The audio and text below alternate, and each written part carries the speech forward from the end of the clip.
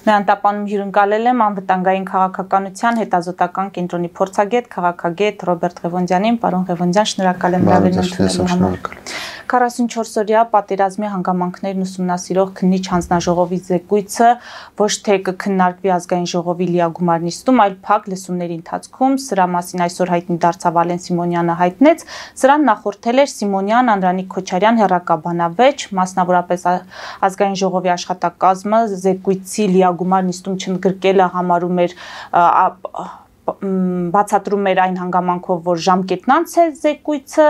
իսկ Անդրանիկ Քոչարյանը պնդում էր, որ պետք է այն ընդգրկվի լիագումար նիստերի օրակարգում։ Հիմա սա մի զեկույց է, որը բոլորիս է վերաբերում, պարոն Ղևոնդյան, եւ արդյոք այս զեկույցը կարող է ժամկետն անց համարվել, արդյոք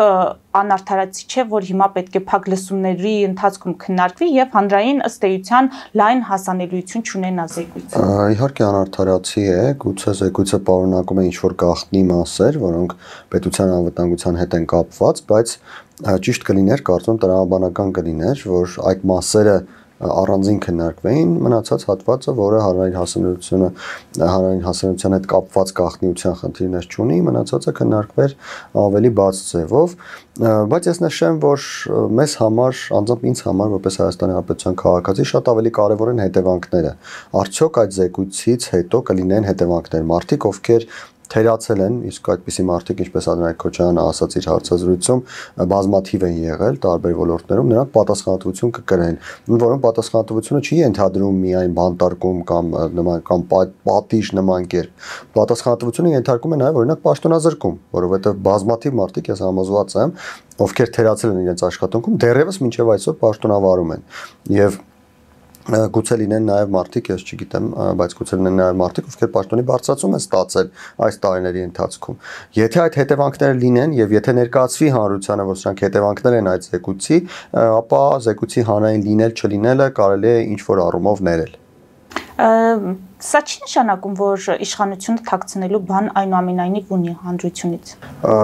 Դե ես չգիտեմ, արդյոք իշխանությունները ինչ-որ բան ցանկանում են թաքցնել, որովհետև իրենց վնասում է, թե ցանկանում են թաքցնել, որովհետև պետության անվտանգության հետ կապված խնդիրներ կան։ Դրա համար եմ ես նշում, լավ կլիներ, որ բաժանվեր երկու մասի եւ գաղտնիություն եւ իշխանությունների համար զգայուն հատվածները առանձին քննարկվեր, այն հատվածները, որոնք հնարավոր է բացել, դրանք բացվեն։ Քանի որ չի հրապարակվելու այդպես հրապարակային չլինելու, մեզ մնում է ենթադրել։ Կարող ենք ենթադրել, որ եթե հրապարակվեր զեկույցը,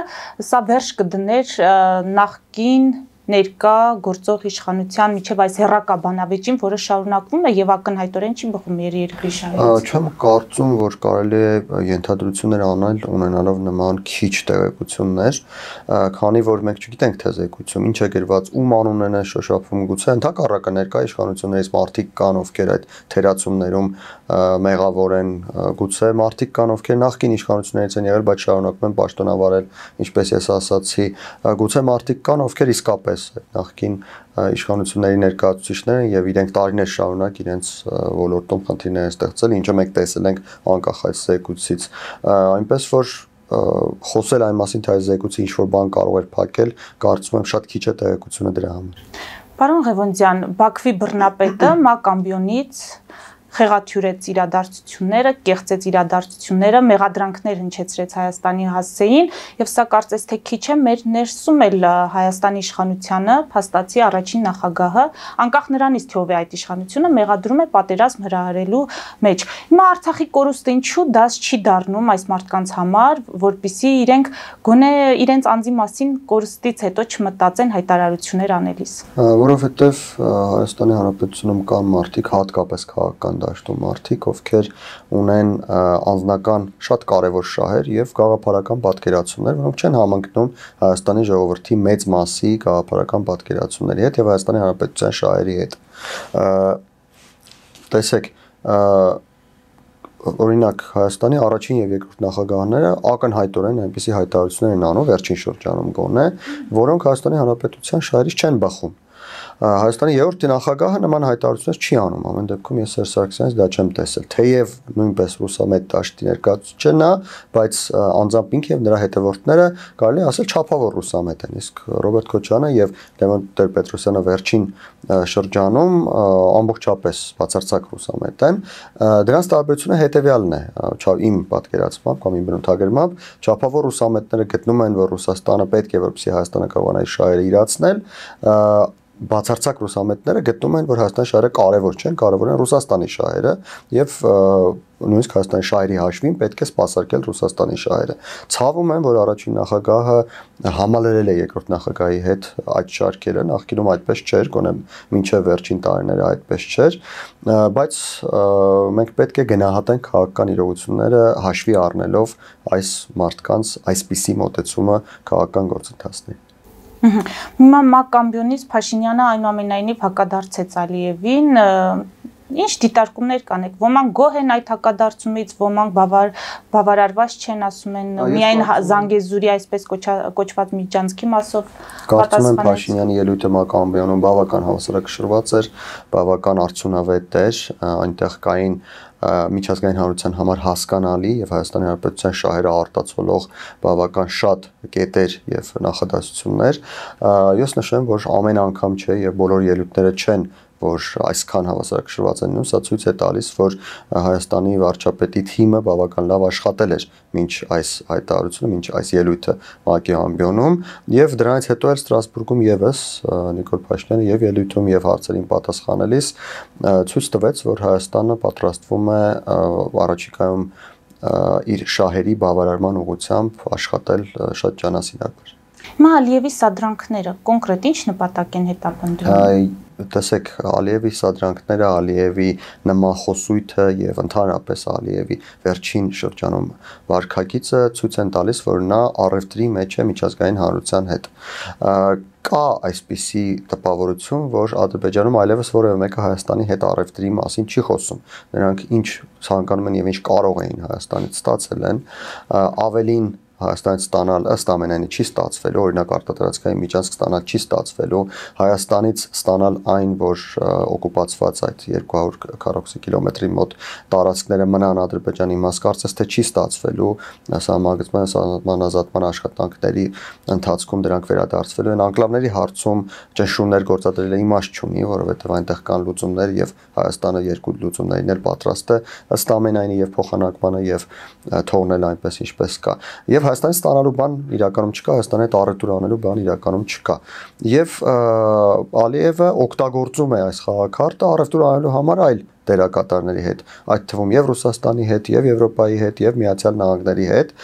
եւ ցույց է տալիս, որ կան իրավիճակներ, կան գործողություններ, որտեղ ես այս կերպ եմ պատկերացնում, եթե կան այլ պատկերացումներ, եկեք խոսենք դրա մասին, եկեք սակարկենք, հասկանանք, որ պատկերացումը ինչ արժե եւ ինչու ես պետք է օրինակ հրաժարվեմ Զանգեզուրի միջանցք խոսույթից, ինչի դիմաց պետք է ես հրաժարվեմ։ Ռուսաստանի հետ օրինակ կոնկրետ ինչ մասով է առևտուր անում։ Տեսեք, Ռուսաստանին Ալիևը կարող է օրինակ Զանգեզուրի միջանցք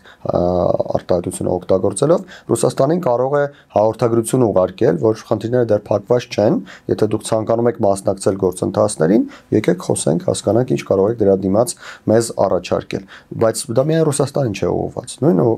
նշանակությունը այն ունի ուղղված Չինաստանին, ուղղված Միացյալ Նահանգներին, ուղղված Եվրոպային, այսինքն Ալիևը դաշտ է բացում առևտուր անելու կամ գուցե դաշտը արդեն կա, Ալիևը ցույց է տալիս, որ առևտուրը չի վերջացել, դեռ կան հարցեր, դեռ կան հնարավորություններ, կոնկրետ Ռուսաստանի դեպքում, որովհետև տեսեք, եթե տրիպը կառուցվում է, աշխատում է, Ռուսաստանը կապ չի ունենում, առավել եւս, որ 3 արդեն տեղեկություն տարածվեց, որ ամերիկյան օպերատոր է կառուցելու կամ ամերիկյան օպերատորի հետ են ընթանում բանակցություններ, որ պետք է կառուցվի տրիպը, ստացվում է, որ Հարավկովկասյան երկաթուղին որևէ առնչություն չի ունենալու տրիպի հետ,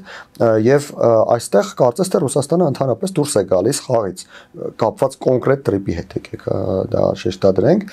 իսկ Ալիևը ցույց է տալիս, որ ոչ, դեռ կան հնարավորություններ, եթե դուք ցանկանում եք այնուամենայնիվ այս հարցում ինչ որ մասնակցություն ունենալ, եկեք գինը ասեք, ես հասկանամ, ես կարող եմ դեռևս որոշակի առումով ազդեցություն գործել, կարող եմ դեռևս ինչ-որ բան փոխել։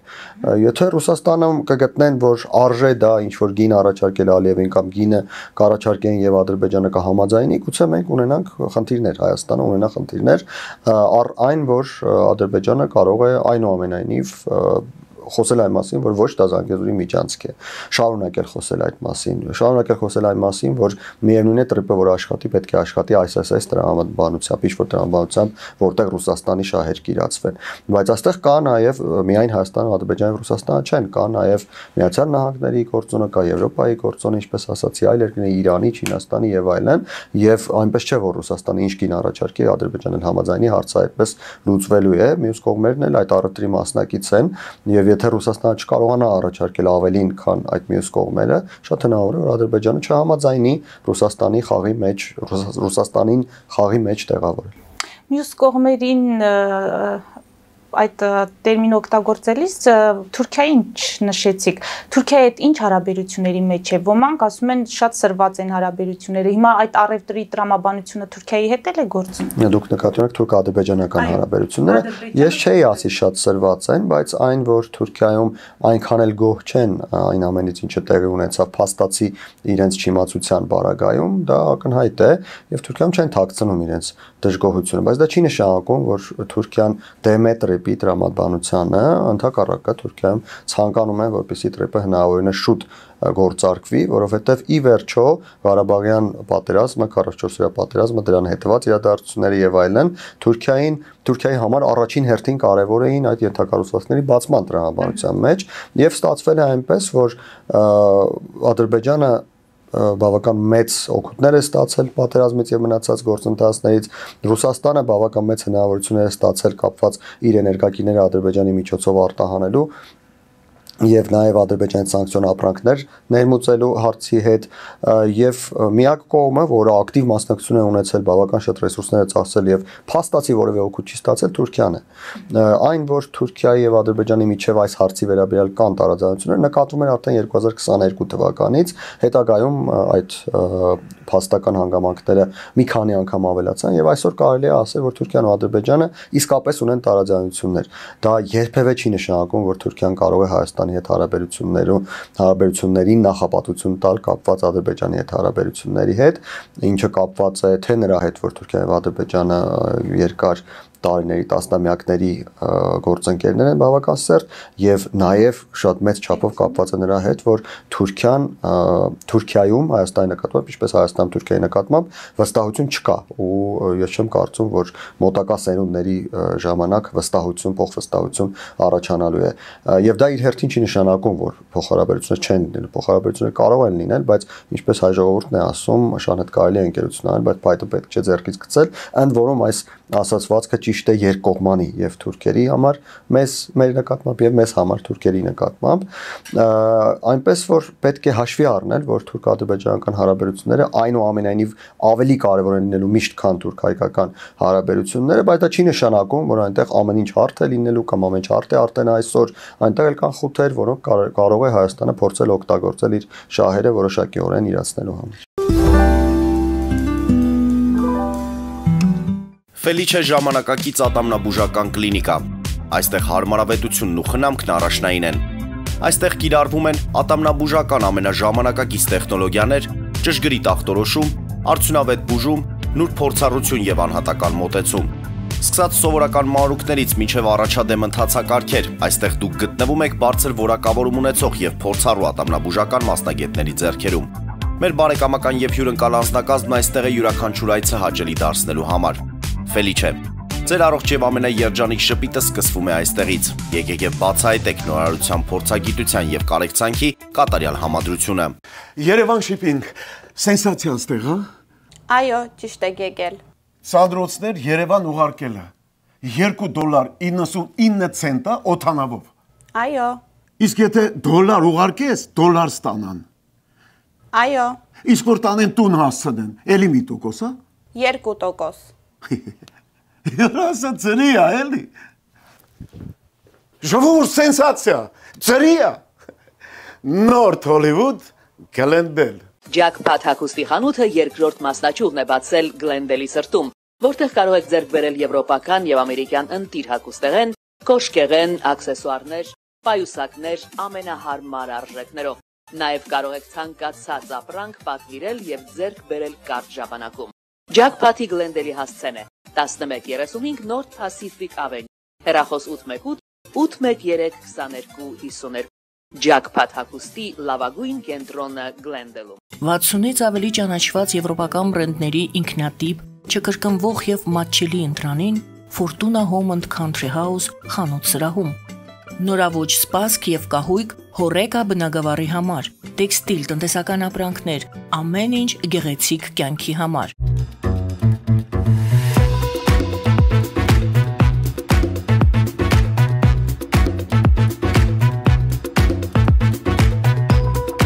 Արարատ ռեստորան, ընտանեկան եւ ընկերական ժամանցի լավագույն հասցե, սիրված արտիստներ, հյուրընկալ մթնոլորտ, հարուստ ճաշացան, անմահական խորտիկներ, Արարատ ռեստորան, հասցեն անփոփոխ, սիրով սպասում ենք ձեզ։ Լավագույն պաղպաղակ, բնական, համեղ եւ մատչելի գներով պաղպաղակը կարող եք ձեռք բերել բոլոր հայկական խանութներում։ Պահանջեք հայկական պաղպաղակ, Թամարա պաղպաղակ։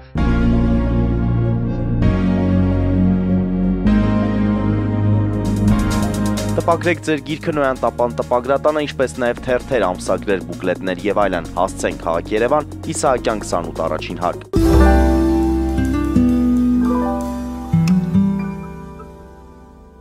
Հիմա Թուրքիայի ազգային ավիափոխադրողը ուղիղ թռիչքներ է իրականացնելու Հայաստան, այսինքն այդ մասին հայտարարվել է ազգային անվտանգության խորհրդի նիստում են վերահաստատել իրենց ջանքերը Հայաստանի հետ հարաբերությունների կարգավորմանը, սա համարել օգոստոսի 8-ի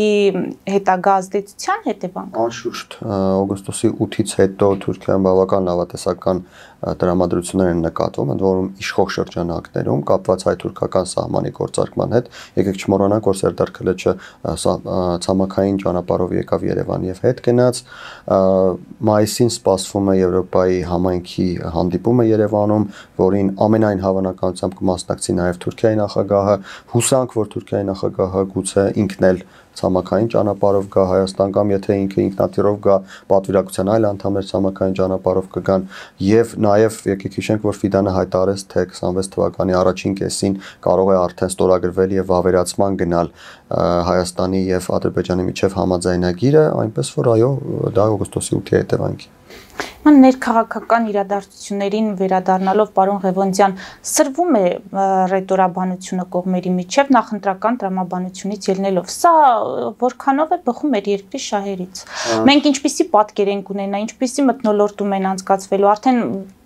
ենթադրություններ անելու հնարավորություն տալիս է, չէ՞ այս իրավիճակը։ Նախ մինչև Հայաստանի Հանրապետության շահերին անդրադառնալը նշեմ, որ նորմալ է, այդպես էլ պետք է լիներ նախընտրական շրջանում միշտ բոլոր երկրներում, առավել եւս Հայաստանում այդ ռետորաբանությունը սրվել է, ընդ որում բոլոր ընտրությունների ժամանակ, դրանք կլինեին նախկին իշխանությունների ժամանակ, առաջին նախագահի ժամանակ, թե ներկա իշխանությունների ժամանակ, եւ նույնն էլ հիմա է դրան պետք էր պատրաստ լինել եւ պետք էր պատրաստվել ամենայն հավանականությամբ քաղաքական դաշտի դերակատարների մեծ մասը պատրաստվել է նման պայմաններում քաղաքական պայքար իրականացնել ինչ վերաբերում է Հայաստանի Հանրապետության շահերին ապա չկա այլ տիպի նախընտրական գործընթաց Հայաստանի Հանրապետությունում եւ իմ գնահատմամբ մոտակա տասնամյակներում չի էլ լինելու այսինքն այն որ սրվում են հարաբերությունները տարբեր թևերի միջև մոտակա տասնամյակներում անընդհատ դրան մենք ականատես ենք լինելու նախընտրական շրջանում բոլոր նախընտրական շրջաններում եւ դա ճիշտ է եւ համապետական ընտրությունների համար եւ տեղական ինքնակառավարման մարմինների ընտրությունների համար տեսեք ընդամենը 1-1.5 ամիս անց սպասվում են Էջմիածին համայնքում տեղական ինքնակառավարման մարմինների ընտրություններ այնտեղ եւս որոշակի խոսույթի աճ ենք տեսնում խոսույթում որոշակի ագրեսիվության աճ ենք տեսնում եւ Քանի որ սա այսպես է Հայաստանի Հանրապետությունը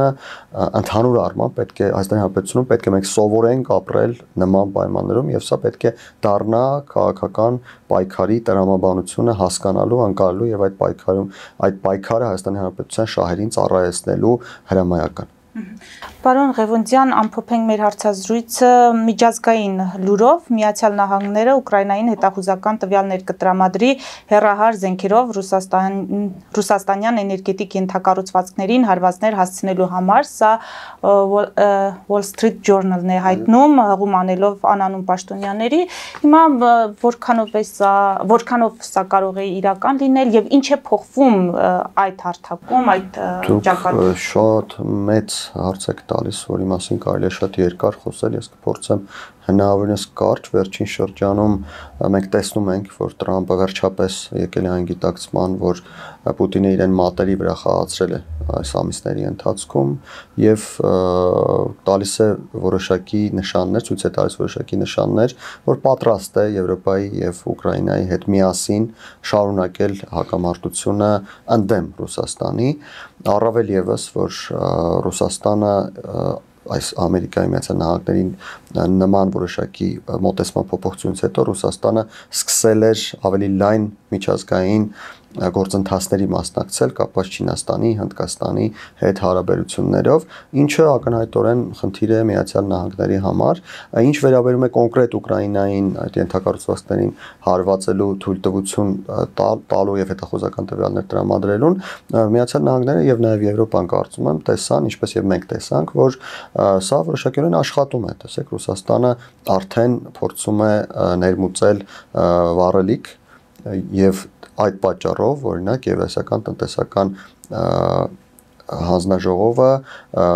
նախորդին զրոյացրեց վառելիքի ներկրման մաքսատուրքերը մինչև հունիսի 30 2026 թվականին, նշեմ իմիջիայլոց, որ ռուսները բավական լավատես են, իրենց թվում է մինչև 2026 թվականի հունիսի 30-ը ինչ որ էական բան է փոխվելու եւ իրենք կարողանալու են